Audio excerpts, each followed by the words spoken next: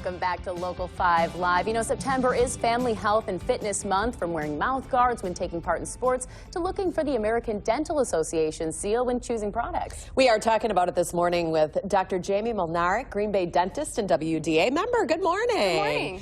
All right, so I'm sure we've all heard about mouth guards. We know they're out there. We know that they're important, but when do we need to wear them? Whether it's us, weekend warriors, or the kids? Right, adults and children should really be wearing mouth guards, and we're talking about any sort of situation where you could be in contact with another person, like full contact sports, like football, of course, wrestling, hockey, and then also even just, you know, where you might be in contact with a hard surface. So basketball, you might fall on the floor, or even biking and inline skating. You know, a mouth to the cement isn't so good either. So, Right. Yeah. Our teeth are so very important. They really are, yes. Yeah. And the injuries to the mouth that we see from sports and other activities are really devastating. You know, they can require a lot of treatment to remedy. So. And so when you're looking for a mouth guard, you know, a lot of people just go to a regular store and find something, but you're saying it's really important to go to your dentist to make sure you get the right one. It really is. A custom fit mouth guard is going to be a lot better. I've got a couple examples. So at a sporting goods store or drugstore, you can get like a stock mouth guard. It's just going to be, find the size that you think is going to fit you or your child the best. So it's kind of a guessing game.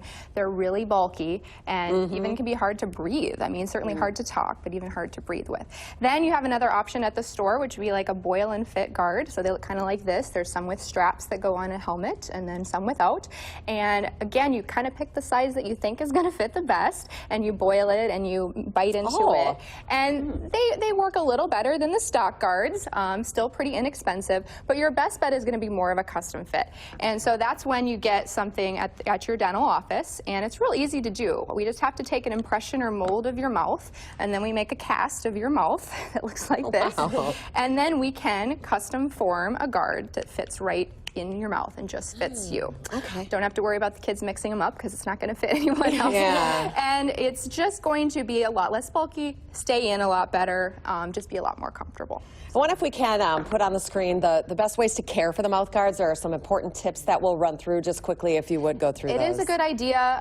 You know, they can get kind of gross. You know, if you brush and floss your teeth before you put it in, that's going to obviously reduce the amount of bacteria that get in a mouth guard, as well as after wearing it. Now, it's a good idea to clean it out right away, but at the very least rinse it. You know, if you're just done with practice or whatever, just give it a good rinse. But I recommend cleaning it out. You can use your toothbrush. Okay. You can use a little toothpaste, but it gets a little abrasive and can be wearing on the surfaces of the guards. So I actually prefer like hand soap or dish soap, just real mild. Rinse it real good, because you don't want to taste that soap later. You can soak it in antimicrobial solutions, mouthwashes, or whatever you want to kind of freshen it up periodically. I really want to quickly get to the ADA seal. Why do we need to look for that as we shop in the store? No, and the ADA seal is really a great resource for consumers. It's been around since 1931, and it's not bought or sold, so the companies don't pay for it. All it is they submit their products to the American Dental Association.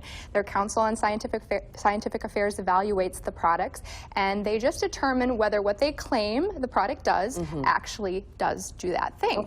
So it doesn't necessarily say all these products are for you, but when you're choosing the product for your appropriate need, you can just make sure that what the product says it does, it actually does. Good. Okay. Well, thank you so much for joining us this morning. Thanks for having me. Take a look at where you can find more information, WDA.org. You can find the quarterly newsletter, Tongue in Cheek and Teeth Too.